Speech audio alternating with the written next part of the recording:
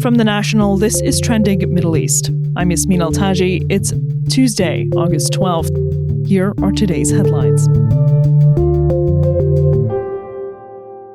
The international community is responding with outrage to what Israel has admitted was the deliberate killing of a group of journalists in Gaza. An Israeli strike late on Sunday into Monday killed prominent Al Jazeera correspondent Anas Al Sharif and 4 crew as they were in a tent outside of Al Shifa hospital. Another journalist and 1 man who had yet to be identified as of Monday evening were also killed. Al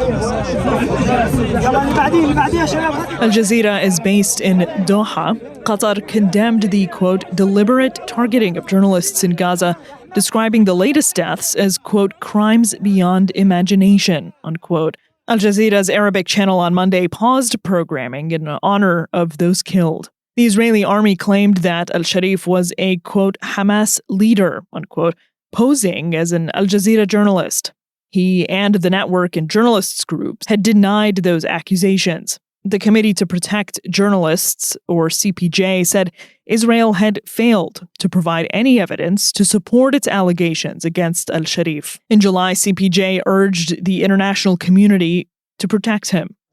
The National heard from Palestinian journalists in Gaza after the killing. One cameraman, Abdullah Buhajar, said, quote, just protect us. We want international protection, unquote.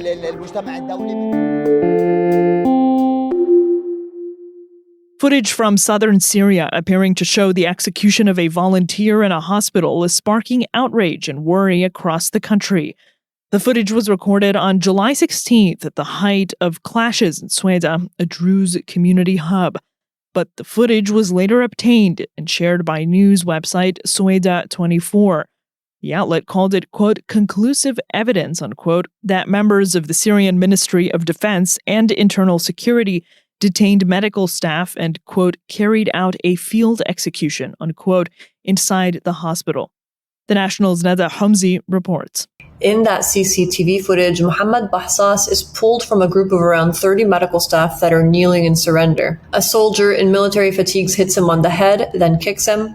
Another wrangles him to the ground. And a third person shoots him at point-blank range, execution style. More surveillance footage shows military tanks approaching the hospital grounds. And a third video appears to show someone in military fatigues herding a group of doctors down a hospital hallway as another man smashes the surveillance camera with a plank. Fighting had broken out at Sweida National Hospital on the evening of July 15th, after the collapse of the first short-lived ceasefire. The man shown in the video was a civil engineer by trade who had become a first aid volunteer at the hospital during last month's fierce sectarian violence between government troops and tribal militias on one side and Druze gunmen on the other. Now, the hospital is just a microcosm of the Sweida conflict that began on June 12. We don't know the exact timeline of events that led to government forces raiding the hospital, but it's been an issue for us journalists living outside of Sweida who are forbidden by the government from entering the besieged province.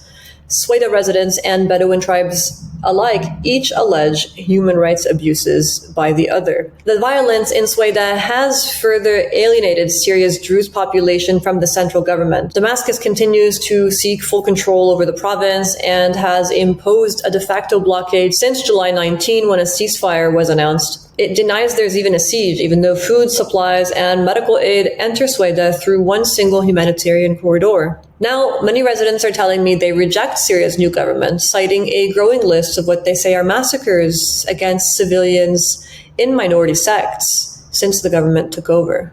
The Syrian Observatory for Human Rights estimates that about 1,500 people have been killed on both sides, including more than 160 civilians.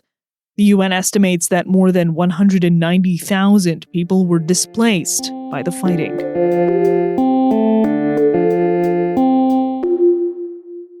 Iran has rejected inspections by the UN's nuclear watchdog ahead of its visit to the country. The deputy head of the IAEA, the International Atomic Energy Agency, was set to arrive in Tehran on Monday for the first visit since Iran suspended cooperation with the body last month.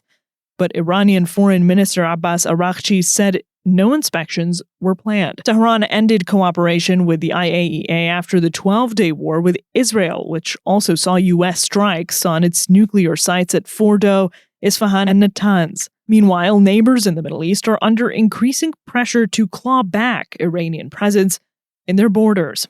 Ali Larijani, Iran's new secretary of the Supreme National Security Council, arrived in Baghdad on Monday in his first official trip abroad since filling the role. He'll later head to Lebanon, where plans are underway to disarm ally Hezbollah. That's all for this morning's headlines. You can get these stories and follow more of our live coverage at thenationalnews.com. Yasmin Al-Taji, The National.